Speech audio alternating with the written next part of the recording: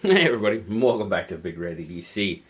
Well, today we are checking out another Ferrum Forge knife. It's been a little while. Since we've had a Ferrum Forge knife on the channel. Now today we're going to be taking a look at the Prolix. Now the Prolix is not really a new knife. I mean, it's been out for a little while from Ferrum Forge. It's one that I recently got my hands on thanks to my good friends at Southern Edge Knife Works. That's the sticker is out there. Southern Edge Knife Works, greatly appreciate them providing this knife for review. And guys, just don't forget, whenever you're on Southern Edge Knife Works, there you go. Use code BigRed, save 15% and $5 flat rate shipping. So don't forget that. It's always down in the description of each one of my videos. So just keep that in mind whenever you're shopping at Southern Edge Knife Works. Now, the other thing about Southern Edge, and we will get to this knife, but it has to do with this knife in particular. A while back, they approached me and said, hey, thank you so much for, sharing the code and stuff like that and helping us get the name out. We'd like to send you a knife to review. And I was like, okay, cool. Take a look at the site. Tell me what you think. Or find a knife. And I was like, okay. And just out of curiosity, for some reason, the Prolix had been, we'll look at it here. Well, I tell you this, but this one had just kind of been rolling around in my head. And because I like these smaller Ferrum Forge knives for some reason. I just do. And I'm like, all right. And I was like, well, hey, can you by chance get your hands on Ferrum Forge knives? And they're like, yeah. I was like, I noticed you don't have a Prolix on the website. And they were like, yeah, no problem. We can get it. Well, here it is. And I tell you what, guys, that's not the first time I've heard people talk about Southern Edge going out and finding them the knife they want. I know my buddy Zeb, Dual Sport Survival, he wanted the blue Lion Steel Thrill, I believe it was. And I can't remember if they couldn't get him the blue or they did get him the blue. Details are a little fuzzy, but they actually went out and got him the knife that he was wanting. So if you're perusing and you don't see a knife that you're interested in, ask. Because if they can get it for you, I'm thinking they will, guys, for sure. And then don't forget to use your code and save you a little bit of money on it. But, all right, now let's talk about this little guy. As I said, I really dig, well, it's not just the small Ferrum Forges. I really like Ferrum Forge knives. Now, I don't have too many in the collection right now. Currently, I have this one, which I'm reviewing, and then, of course, I have the little mini Archbishop that I picked up from Justin over at OCD for EDC. We'll take a look at that again here in a little bit. But back to the Prolix. Now, G10, stainless steel, right hand, tip up carry only, recessed pocket clip screw, very, very good for Ferrum Forge. We like that very much. Now you've got that nice small pivot with the Ferrum Forge logo on it. Look at that.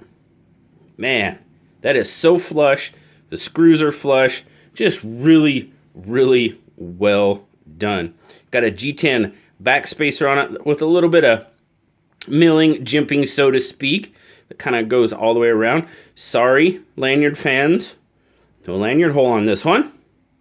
But, it's small enough that I probably wouldn't put a lanyard on it myself. You guys know that. But not a bad, and well done. I mean, just look at this. Everything's chamfered really, really well. Oh, it's dusty and dirty.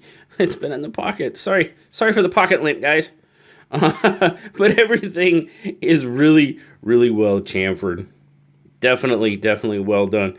And now the liners do stand just a little bit proud, but nothing that I would consider.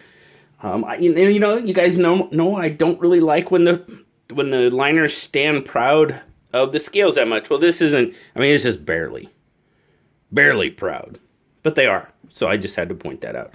All right, let's look at our centering. Yep, man, that's like right there. It's on. Flipper, do have some jimping on the flipper tab, and I tell you what, guys, that jimping works.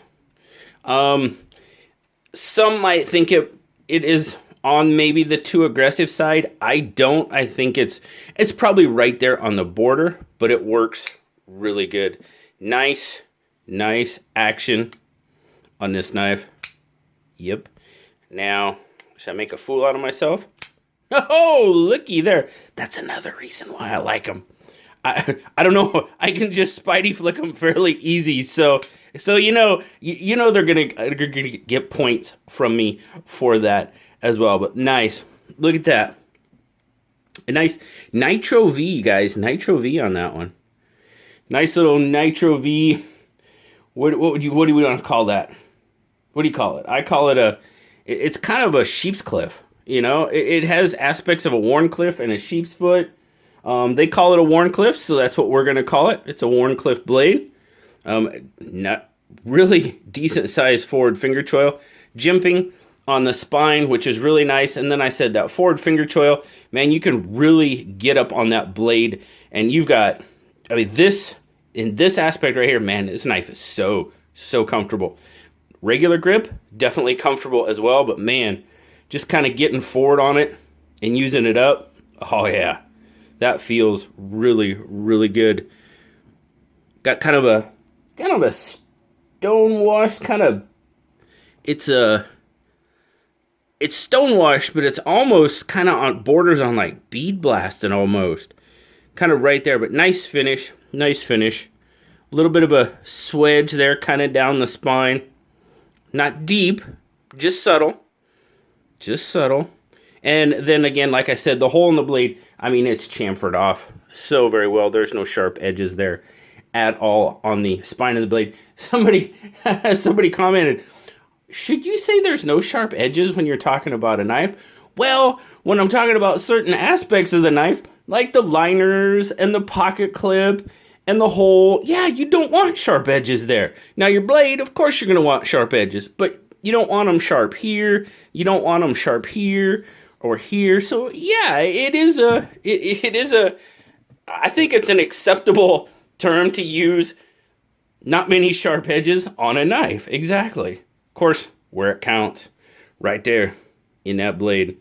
And I tell you what, this little bugger, oh yeah, it came really sharp. All right, let's get our specs and everything out here. Oh, we can even do this little guy right here. Nice. All right, let's see. 1, 2, 3, 4, 5, 6. Oh, we're pushing 6 3/4. They say overall is 6.6. So all right, we can go with that. Then again, your handle is going to be just kind of shy of, I guess we could call it 3 3/4. We'll just call it 3 3/4 for good measure. Then of course, your blade is going to be right about 2 3/4, just a little over, with about a 2.5 inch cutting edge. And then your grip length, 1, 2, you're going to push out 3 1/4, and that's kind of how it looks in my 3 3/4 inch hand. Now for me, it's about a 3.5 finger knife when you're in the normal grip. That's pretty much what it is, about a 3.5 finger grip. Get up on that choil, definitely, I mean, obviously, full 4 finger grip there, and man, that is just so comfortable in that grip. It really is. So, all right, let's get, size comparisons. We got to do that. Got to do our size comparisons. So, what do we got? Well, you know what? We had the mini Archbishop out there. Let's just look at it one more time. So, the Prolix looks like it's a little bit bigger than the mini Archbishop. So, a little bit, yeah. It's got a little bit in the handle. And let's just see overall. We might be approaching a 1/2 inch bigger overall, but definitely a little bit bigger than the mini Archbishop. Let's get our bug out.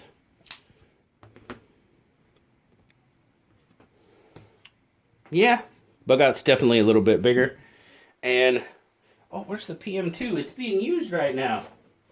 Oh, yeah, the PM2 is in use, guys, so we're going to have to, we're going to skip that one today. What else can I use besides the PM2? Let's do this one. Since we got this one in for review. This is the Hogue Doug Ritter RSK MK1 G2. Man, I think I got it right in all the right spots, too. It's a mouthful. But there you go. That's kind of how it compares to the Mini. Oh, I forgot Mini. Doggone it. I almost got it. The Hogue Doug Ritter Mini RSK MK1 G2. There we go. In Regimascus. That's a KnifeWorks exclusive, by the way. So, very cool. Very cool. Digging this knife for sure. Well, I mean, come on. Look at that. Yeah, you know. If you know, you know.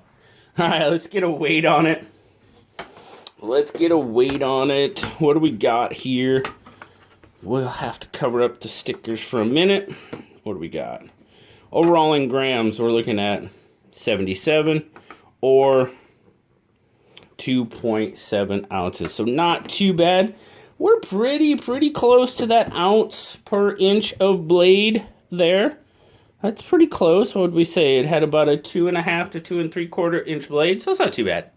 We're right there. Carries, I mean, it disappears in the pocket, really.